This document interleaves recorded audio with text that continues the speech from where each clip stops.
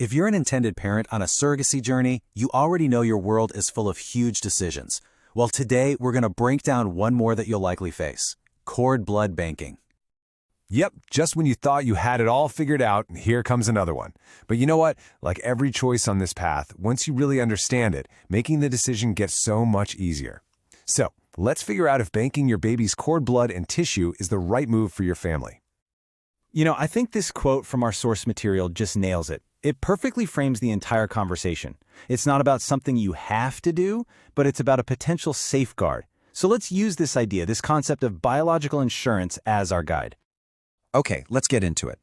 To understand the insurance, we first have to understand what we're actually insuring. So what exactly are we talking about when we say cord blood and tissue? All right, so after your baby is born, the blood that's left over in the umbilical cord, it's like liquid gold. It is packed with these amazing things called hemopoietic stem cells. The key thing to know is that these are the absolute building blocks of our blood and our immune systems. They have the proven power to completely regenerate a patient's system, say after something like chemotherapy. Now the cord tissue, that's a different story. The cord itself contains another type of stem cell, mesenchymal stem cells, or MSCs. These are super interesting because they have the potential to turn into things like bone, cartilage, and fat. So banking the tissue is really more of an investment in what's coming in the future of medicine, because right now its uses are still in the research phase. So, you're probably thinking, okay, this sounds complicated. Is this going to mess with the birth plan? Especially with a surrogacy journey, you want everything to go smoothly. Well, the great news is the whole process is incredibly simple and is all planned out way ahead of time. It really just boils down to 3 simple steps. First, the banking company sends a collection kit right to the hospital. Second, after your baby is safely delivered, the medical team does the collection. And finally, a special medical courier swoops in, picks up the kit, and gets it to the lab for processing and deep freezing. And this is the most important part, really, for everybody involved. The whole collection happens after the birth. It poses absolutely no risk, no pain to the baby or to your amazing surrogate. It doesn't interfere with the delivery one bit. It's totally routine. Okay, so you've got these precious cells stored away. What can you actually do with them? This is where we really have to separate what's possible today from the incredible promise of tomorrow. And you can see the difference right here.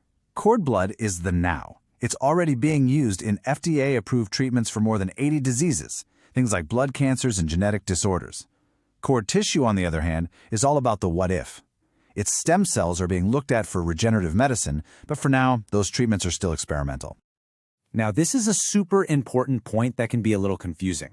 If a child has some kind of inherited genetic disorder, well, their own stem cells are going to have that same genetic issue.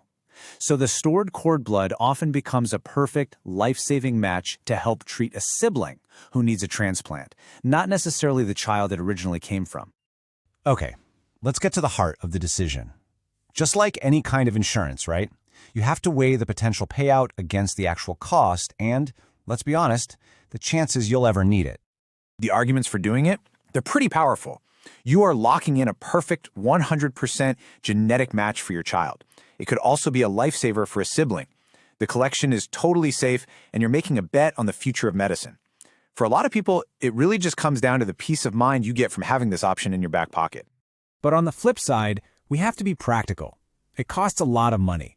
And statistically, the chances that any one child will actually use their own stored cord blood are pretty low.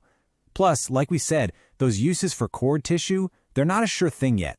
It's so important to remember this isn't some magic cure-all for every possible condition.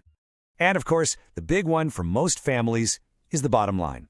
So, let's talk about what the premium on this biological insurance might actually look like. Okay, so this table gives you a ballpark idea of pricing from a private bank here in the US. Now, these costs are going to vary, but you can see how it breaks down. A 20-year plan for just the cord blood is going to run you about $3,700. But then you look at a lifetime plan for both the blood and the tissue, and that number can climb to almost $12,000. So that really puts the financial commitment into perspective. It's a significant investment to weigh against those potential benefits. So we've covered the science, the pros, the cons, the cost. How do you take all of this and actually make a choice that feels right for your family?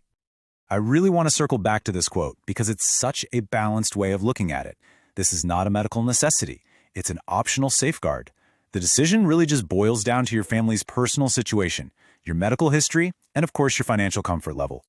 And that's really the heart of it, isn't it? The collection can only happen in those few moments right after birth. It's a single shot to capture this incredible, unique medical resource. There's no one-size-fits-all right answer. It's all about what gives your family the most comfort and security looking toward the future. So, we'll leave you with this question to think about. If you do make this investment, what future are you truly banking on? Is it a safeguard against known medical risks in your family? Or is it a bet on the incredible but still unknown promise of regenerative medicine? Thinking about that might just make the path forward a little bit clearer.